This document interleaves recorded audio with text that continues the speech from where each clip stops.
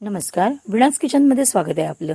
चला, आज आपण कोवरीची भाजी करतोय. तर यापूर्वी मी एक व्हिडिओ टाकला, त्याच्यात फणस साफ करायचा कसा, सगळं कसा उकडायचा, कसं आपण ह्याला किसून घ्यायचं, हे सगळं दाखवलेलं आहे. ह्याच्या पूर्वीच्या व्हिडिओमध्ये तुम्ही बघू शकता. आज मी कुकरमध्ये ह्याला उकडून घेतले. तर कुकरमध्ये उकडताना मी तेल आणि मीठ टाकलेलं आणि 4 शिट्ट्या करून उकडून घेतल्यात.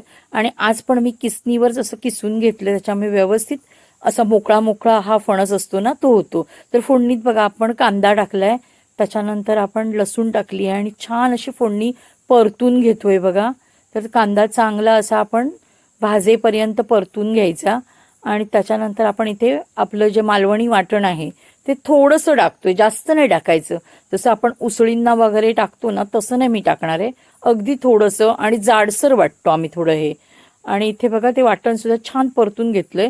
त्याच्यानंतर मी इथे बघा स्वच्छ साफ करून धुवून 2-3 वेळा जोवला घेतलाय आणि तो सुद्धा त्याच्यामध्ये फोडणीत असं चांगला परतून घेते बघा. तर तुम्ही ह्याला भाजून, जोवल्याला भाजून सुद्धा पाणी टाकून धुवून ह्याच्यात टाकू शकता, किंवा असंच धुवून सुद्धा टाकला ना तरी चालतोय. तर असं चांगलं आपण फोडणीत फिरवल्या. आमच्या कोकणात ह्याला गोलमा सुद्धा म्हणतात. तर मी ते हळद, चवीपुरतं मीठ टाकले आणि मालवणी मसाला टाकणार आहे. आणि छान हा जो जोवला आहे ना, तो मी असा मस्तपैकी फोडणी सारखा परतते बघा. म्हणजे खमंग असा तो भाजला जातोय तेलामध्ये. आणि हे जे आपण मालवणी मसाला टाकलाय ना, तो टाकून आपण छान एक वाफ देऊया त्याला अशी मस्तपैकी. म्हणजे हा जोवला, त्याच्यानंतर आपण जे वाटण टाकलंय ते चांगलं असं वाफ येईल आणि शिजून येईल. हे बघा, तर इथे मी असं वाफ दिलीये. त्याच्यानंतर मी कोकम टाकतेय, पुन्हा व्यवस्थित सगळं परतून घेते. आणि त्यानंतर आपण बघा, फणस हा असा करून घ्या तुम्ही, किंवा किसणीवर किसून घ्या, किंवा खलबत्त्यात असं थोडासा कुटून घ्या तरी चालतोय.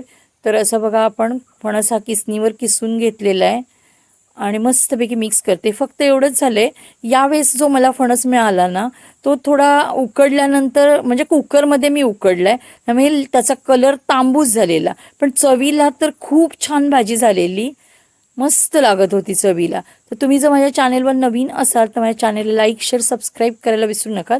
आता आपण ना ह्याला अजून एक वाफ देऊया, का इथे आपली भाजी तयार होणार आहे. ही भाजी ना तुम्ही भाताबरोबर खाऊ शकता. तिखट डाळ बनवायची, किंवा पिठी भात बनवला ना तरी सुद्धा चालतोय. खरं तर आमच्या घरी ना साधी केली किंवा अशी जोवला टाकून जरी केली तरी आम्ही बशी बशी भाजीच खातो पहिली, कारण खूप छान लागते. आणि गावात असं, कोकणात जास्त असं फणसाच्या भाज्या वगैरे केल्यानंतर नुसत्याच भाज्या खाल्ल्या जातात, जेवण जरा कमीच केलं जातं. एवढी भाजी सगळ्या लोकांना आवडते इथे, त्याच्यामुळे आम्ही आधी बशी बशी भाजीच खातो ही, नंतर मग लाईट असं काहीतरी पिठी भात, डाळ भात जेवतो. धन्यवाद.